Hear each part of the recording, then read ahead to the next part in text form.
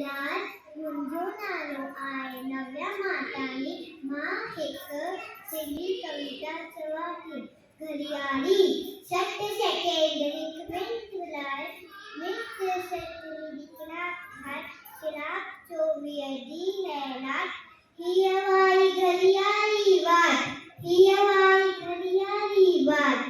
ही हमारी घरी आली बात देश पंच हटे के साथ तन तन तन तन बोलेगा दिया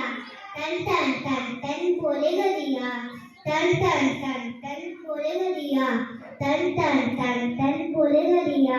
तन तन तन तन तन तन पूजीवी तो मैं नवांदो धन दौलत का वक्त मांगो धन दौलत का वक्त मांगो धन दौलत का वक्त मांगो आई कीमती हर एक पर इल्म सीखी कर उम्र सफर इल्म सीखी कर उम्र सफर इल्म ना जीवन झंझा तन तन तन तन बोले घड़िया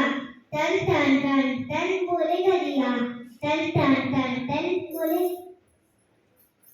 जो ना जायो वक्त बनाए ऊंचो दर्जो सोई पाए ऊंचो दर्जो सोई पाए ऊंचो दर्जो सोई पाए तू भी वक्त की कदर सुना वक्त वदे मोलवा लोजा वक्त वदे मोलवा लोजा लव मिना रीत सदा खुशा तन तन तन तन बोले गलिया तन तन तन तन बोले गलिया तन तन तन तन बोले गलिया तन तन तन तन बोले तन तन